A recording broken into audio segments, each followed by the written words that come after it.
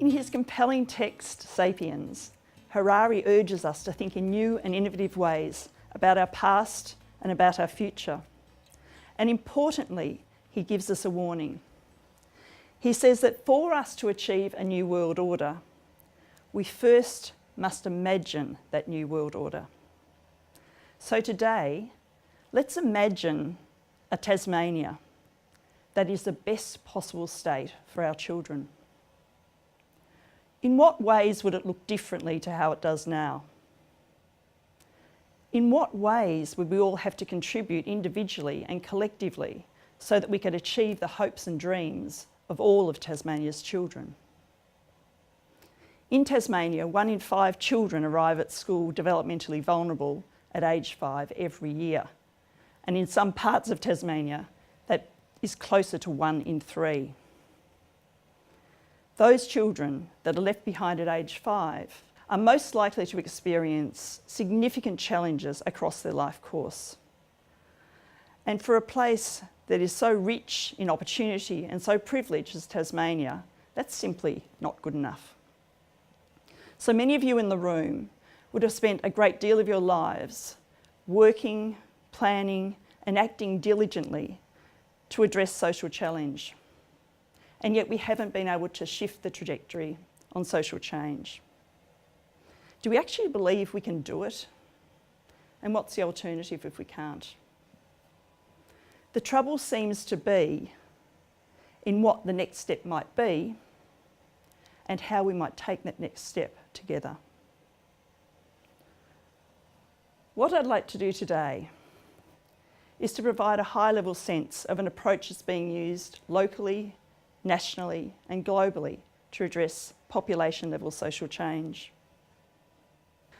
This particular change is a change that looks at connecting the ecosystem.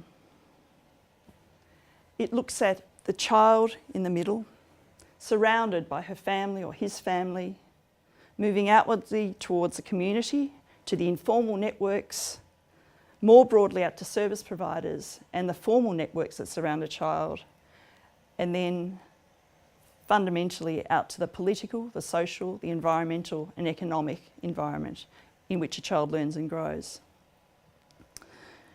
Place-based collective impact is based on the notion that no single agency has ever created a social challenge by themselves, and no single agency will therefore be able to resolve it.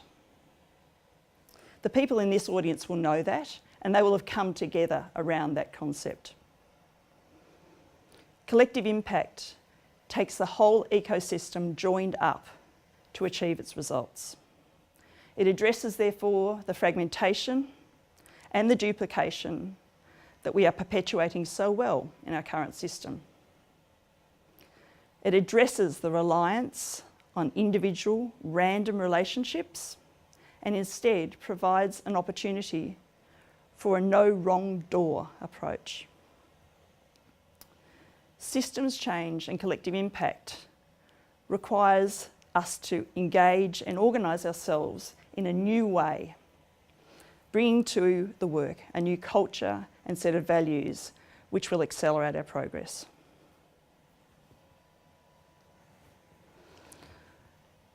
We tend to define collective impact as being place-based, as involving cross-sectoral and community-governed collaborations.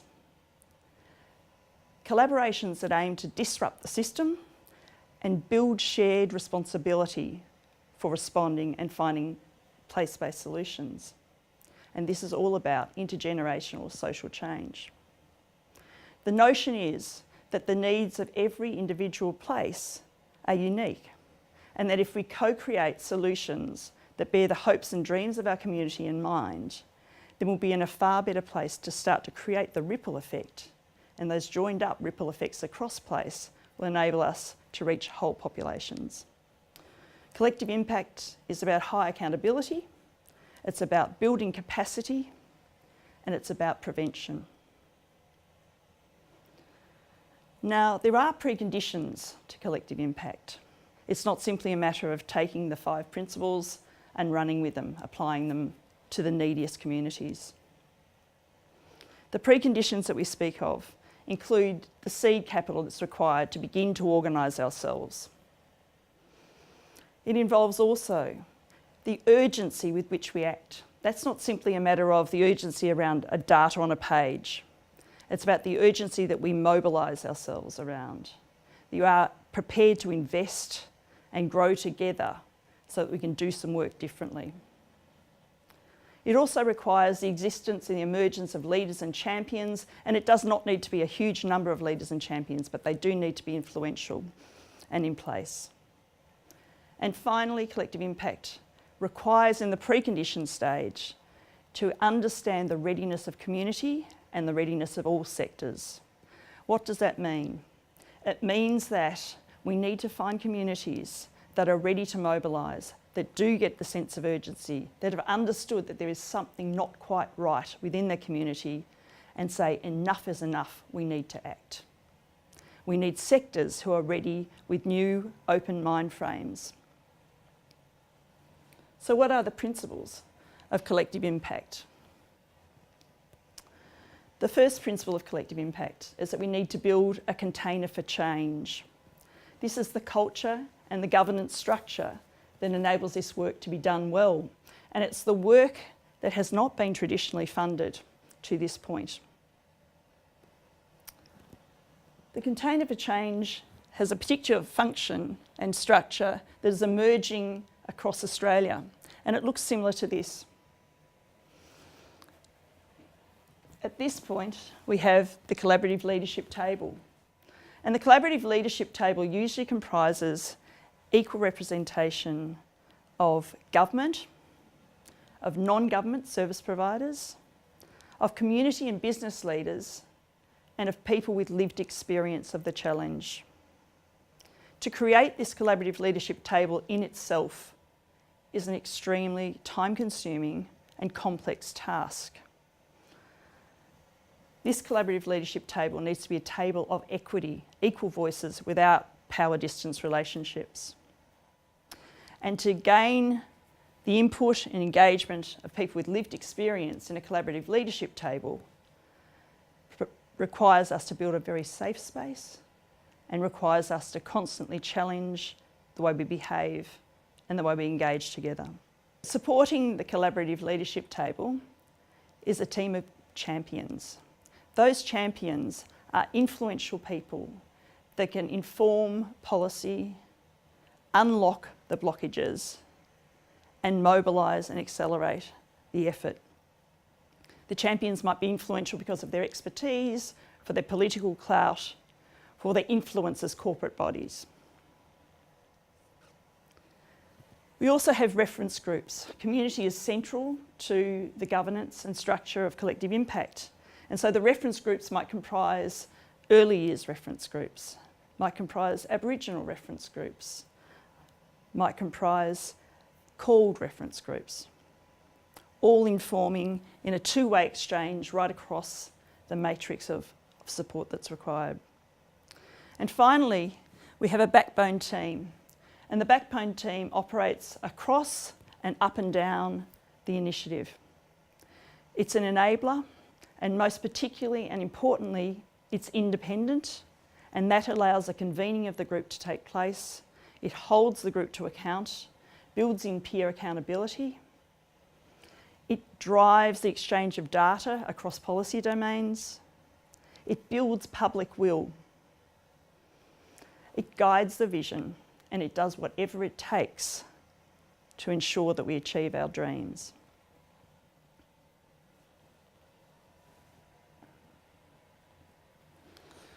The community aspirations are central to collective impact and form the second fundamental principle. Community aspirations towards a common agenda are the lived stories, the hopes and dreams of the people, and it is critical that they form a part at the centre of every decision that is made in collective impact. The third principle is around strategic learning, and in strategic learning we gather the data together, not always just the publicly available data that we know of already, but also whatever data and information that we do need. And we pull that together and we sense make of that together. This is not simply about data collection for the sake of data collection. This is about data collection to make meaning. This is where we're at. So what? And now what? And the sense making with community is important. All of us need to understand the status at this point, and all of us need to be able to be in a position to make decisions about where we move forward and how. High leverage actions follow the strategic learning. Once we have the information, once we have an evidence base that will inform our direction, we can then move forward and line up, integrate, and justify and rationalise what needs to be in place. This is a very critical step, and it's a dual speed process. So what needs to happen is that we have early credible signs of success along the way. At the same time, we're building a sustained body of effort which is going to take us forward into the future for intergenerational change. The fifth principle is around inclusive community engagement, community at the centre of everything. And the biggest part of this is the movement building. We need communities to understand the work. We need communities to understand the social challenge and to understand the potential responses to this social challenge. And we need community to connect together with a sense of shared responsibility. And finally, we need to build capacity. For each and every one of us, we need to learn and grow. We need to understand what it means to collaborate and what it takes. We need to be strong leaders. We need to learn how to govern together, and we need to understand data and become very data literate. So they are the principles.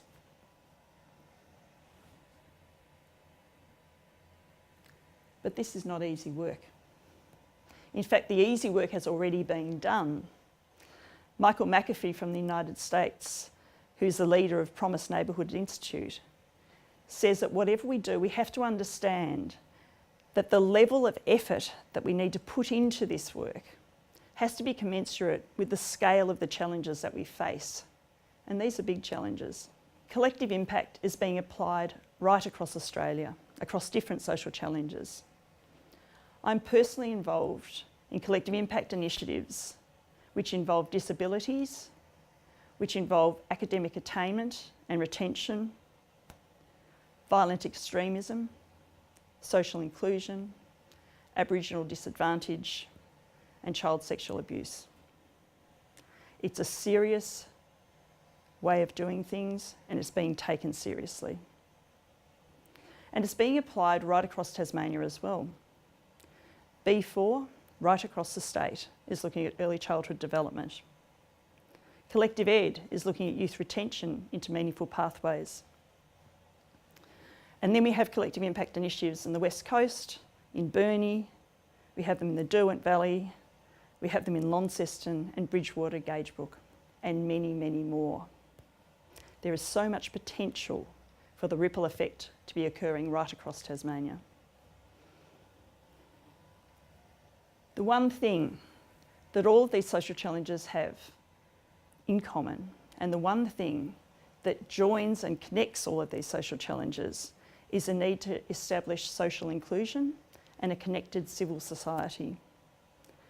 We know that the number one predeterminant of long life is social inclusion, and that's from a recent Brigham Young study. We also know that Dr. Michael Little from the UK would say that while we're all working hard to reach the hardest to reach, the simple and yet complex fact of creating a connected society will actually ensure that we do reach those people, where whole neighbourhoods can lock arms, reach out and provide access and support. It's also the only way that we'll be able to sustain this work. This is a case of building a sense of shared responsibility, or everyone is looking out for the next person. But it requires us all to work in different ways as well. For our governments, we need them to think and act differently. We need funding agreements and funding cycles to be shifted. We need government to enter side by side at the collaborative leadership table without the power differential. We need them to be equal learners with equal voices. We need them to help us establish joint commissioning opportunities so that we can cross policy domains to address the whole ecosystem.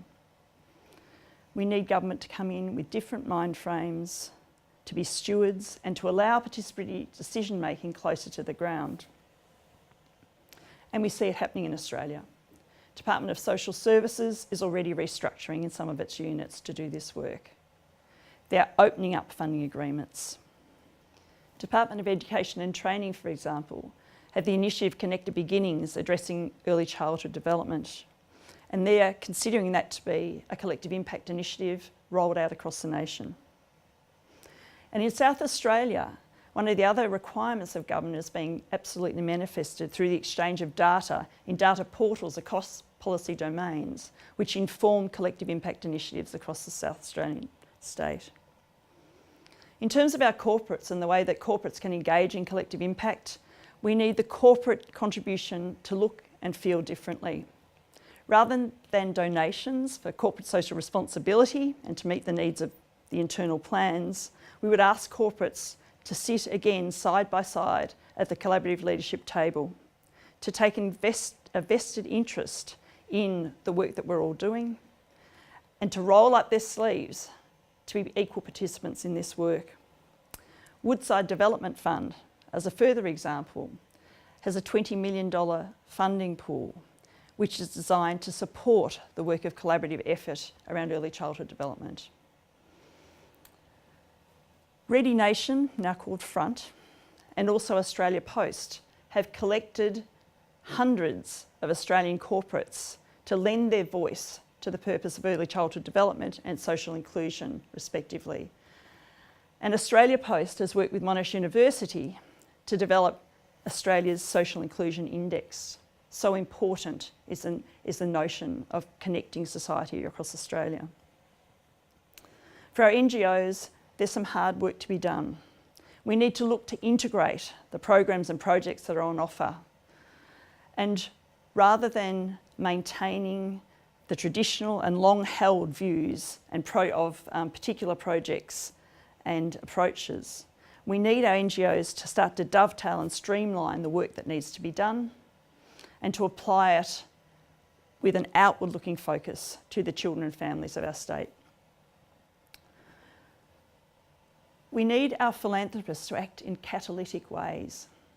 In Australia, philanthropists are really stepping up into a new space right now. They're becoming catalytic, and they'll sit beside the leadership tables and alongside community in collective impact and find the gaps and shift and allocate funding to where it's needed most. We have fine examples of philanthropists doing that sort of work right across Australia now, including Ramsay Foundation, Dusseldorp, 1020 Foundation and Minderoo. And then there's community as equal partners as well. And we need community to harness their assets, to step forth to be strong leaders and governors, to be involved in the participatory decision making that's required of collective impact. And we need them to hold hands in a spirit of shared responsibility, one for the other. This is no longer a waiting place. This is a place for us all to step in together. This might all sound easy and linear, and it's certainly not. And so we actually think about it in terms of an adaptive cycle of social change, where we'd start off looking at a period of exploration, which at times can last even 18 months, even more possibly. It's a period of time when things are a little messy and unclear, where we hit dead ends, where we have to be imaginative and creative, and we go on insights and hunches most. We're convening a group and we're not sure what it needs to look like, and we're not sure where it's needing to go. The second phase is a development phase, and we start to harness the collective energy and the assets that sit in that convened group. This is an important phase. It's a phase where we start to develop predictable ways of behaving, where we establish value sets and ways of working, and where we can see patterns emerging. There's still dead ends. We still need to be flexible and adaptive, but we can see the way forward to achieving the dreams and hopes of the people. We move next into a period of maturity, and there are very few mature collective impact initiatives in Australia currently, simply because we haven't been doing it for that long. So within a few years though, we will be seeing the emergence of several that are just on the peak right now. Period of maturity is one that will show us with standard practices, highly replicable results, and also highly predictable behaviours. These are all important parts of collective impact. You can feel that the flywheel has turned, and you can see the accelerated progress. You can see the impact on the ground at this point. Then there's a necessary period of release. We go back into shifting up a gear into the next platform, beginning the exploring, back into the development, and up to maturity again. So what does success look like after all this complex work and commitment?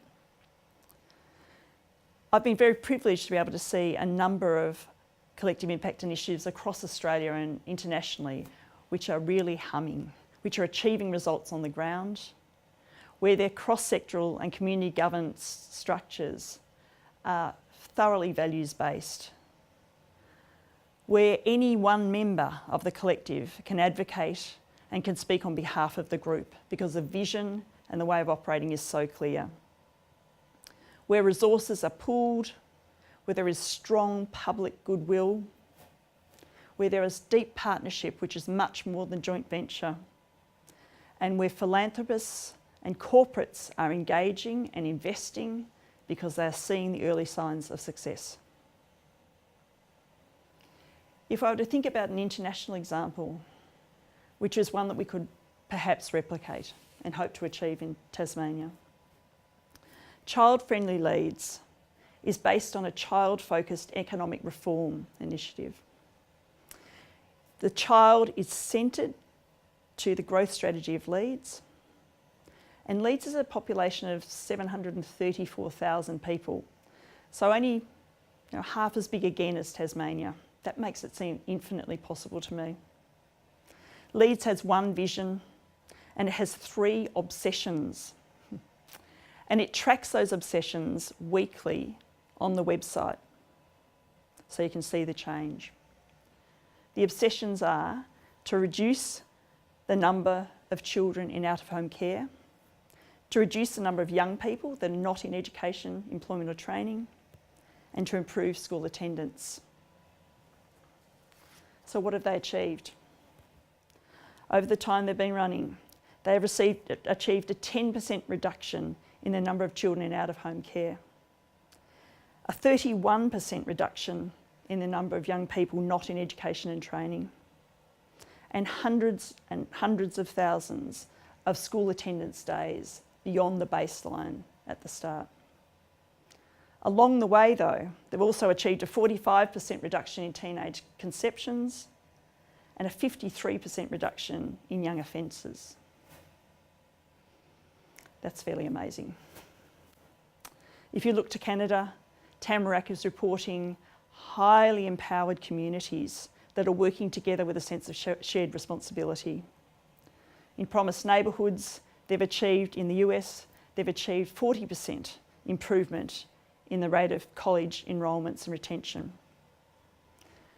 In Australia, we have Logan in Queensland, which is achieving great results across 300,000 people. They've built a movement. It's a strong and a loud movement, and they have exquisite systems supporting that movement to address some of the needs of young mums and their children.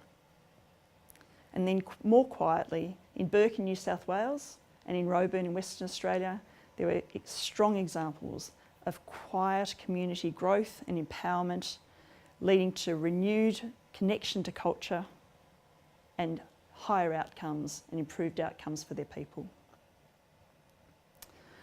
Most recently, there has been a study which has emerged from the US, which has looked at 25 collective impact initiatives, and 20 of them have achieved population-level social change.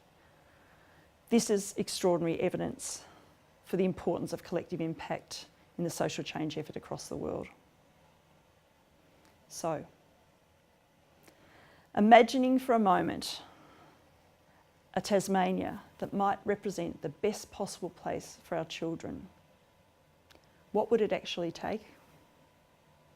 I think increasingly we know the answer to that, and it's less likely to be about the next project or program, and much more likely to be about the way we organise ourselves, join up our effort, and grow and behave and learn together.